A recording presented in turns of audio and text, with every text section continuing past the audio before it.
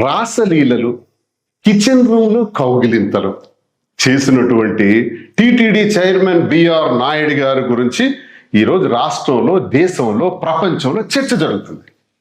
దానికి వారేమంటారంటే, ఇందులో నాకు 30 సంవత్సరాల నుంచి ఆ కుటుంబాలతో సంబంధాలు ఉన్నాయి, దీన్ని అనవసరంగా దుష్ప్రచారం చేశారు, అందులో కొంత భాగం ఏఐ టెక్నాలజీ కూడా వాడారు, అయినా ఆ వీడియో నేను చూస్తుంటే ఆ వీడియోలో నాకు ఎక్కడ తప్పు అనిపించలేదే, అక్కడెక్కడ తప్పు జరిగినట్టు అనిపించలేదే అని బిఆర్ నాయుడు గారు నొక్కి నొక్కి చెప్పారు. బిఆర్ నాయుడు గారు టీవీ5 యజమాని, మరి అంతేకాకుండా టిటిడి చైర్మన్ గారు. ఏం సార్ చైర్మన్ గారు, ఈరోజు టిటిడి నుంచి కంప్లైంట్ చేసి మాధురి మీద, తనుజ మీద కేసు పెట్టాలని ఆదేశించారట. మరి మీరు చేసిన దానికి ఏం చేయాలి?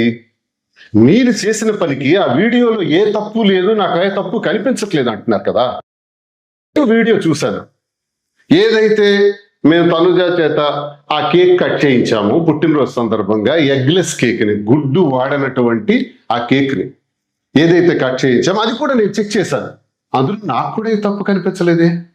మీరు చేసిన రాస క్రీడలకు తప్పు కనిపించకపోతే మేం కేక్ కట్ చేసిన దానిలో ఎటువంటి తప్పు మీకు కనిపించింది అని నేను ప్రశ్నిస్తున్నాను సూటిగా. మీరు చైర్మన్ అయితే నేను ఎమ్మెల్సీ. చైర్మన్ హోదాలో మీరు సమాధానం చెప్పారు, ఎమ్మెల్సీ హోదాలో నేను మీకు అడుగుతున్నాను, నా తప్పేంటి? కట్ చేయాలన్నటువంటి విషయం, కట్ చేయకూడదన్నటువంటి విషయం మాకు తెలియదు, ఓకే, తెలియక జరిగింది.